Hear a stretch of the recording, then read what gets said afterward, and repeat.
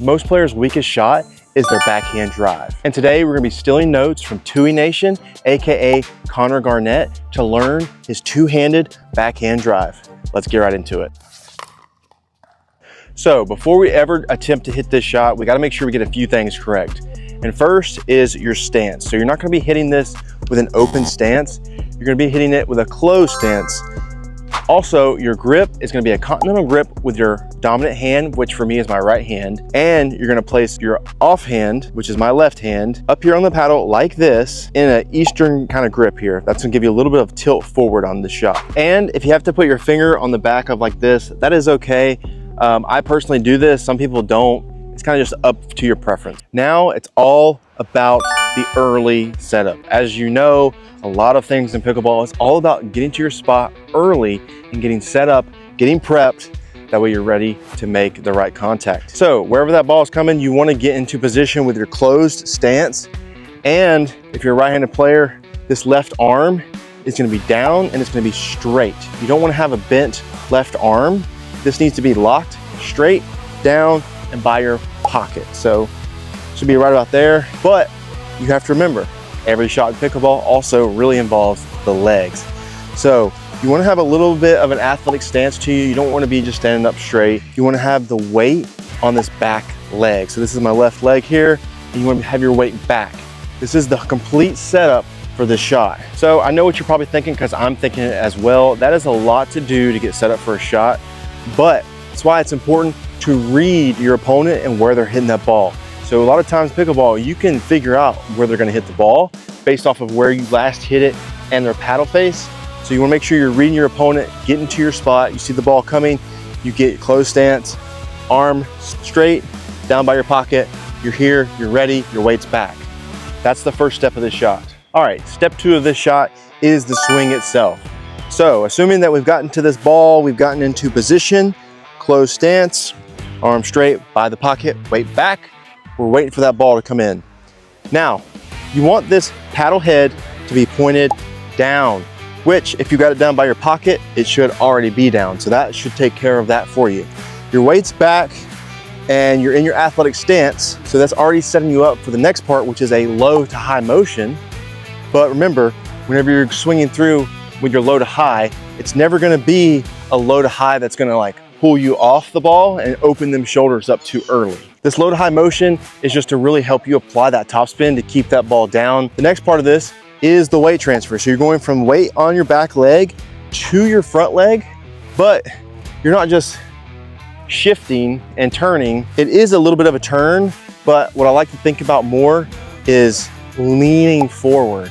So whenever you're coming into that shot, you're actually going from back here and you're leaning in, getting that weight from back here to the front leg, and then it's a turn. The verbal cue that I like to use to really keep this locked in my head is that I'm going out to meet the ball. I'm not letting that ball get to me, I'm meeting it out front.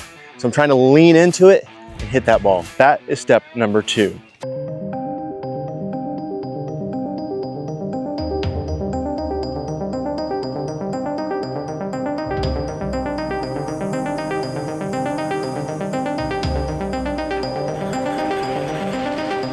So there's one thing I've learned while trying to hit a two-handed backhand drive is that no matter how good you hit it in pickleball, the ball always comes back. And if your contact point isn't exactly in the middle, then this is gonna lead to a lot of errors. And that's exactly why I switched to the SLK era from Selkirk. Because even when I'm caught in fast exchanges or awkward positioning, it gives me a bigger sweet spot and way more forgiveness. Plus, it's part of the newly revamped SLK line by Selkirk, which are some of the most affordable performance pickleball paddles on the market. So check out the link in my description below to get your very own SLK era today. Now back to the video. So step number 3 is the finish.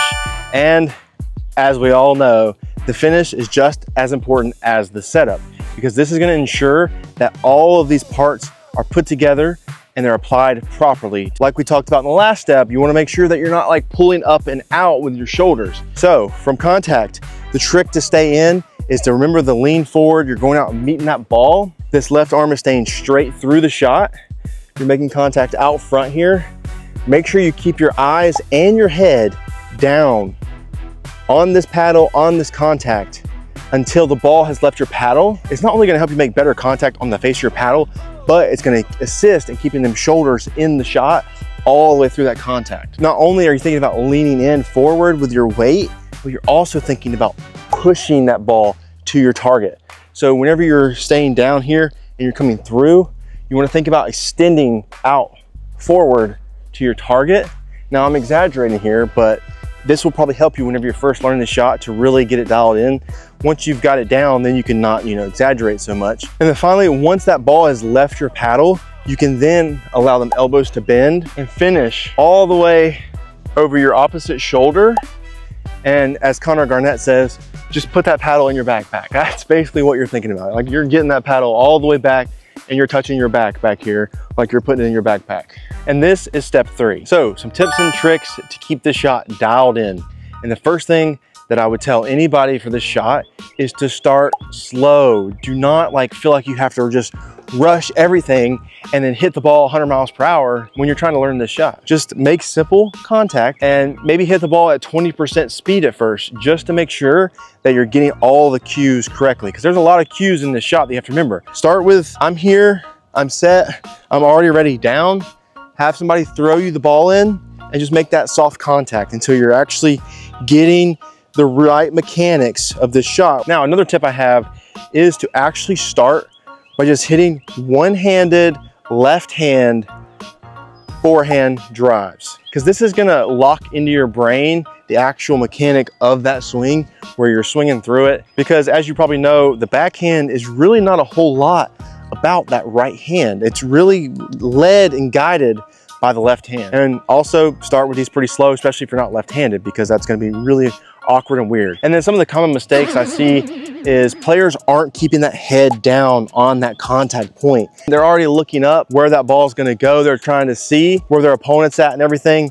And this is causing their shoulders to open, which is not only causing them to open and pull that ball across, but it's also causing them to get off balance and they're leaning back, which is just gonna send that ball flying who knows where. And then another mistake I see on this shot, players are always trying to crush the ball at 1,000 miles per hour for no reason. You don't really have to hit these drives so hard. You can hit them at 50% to start out, even in game, and just make sure that you're placing it properly to cause your opponent to have to struggle with the location of where you hit it.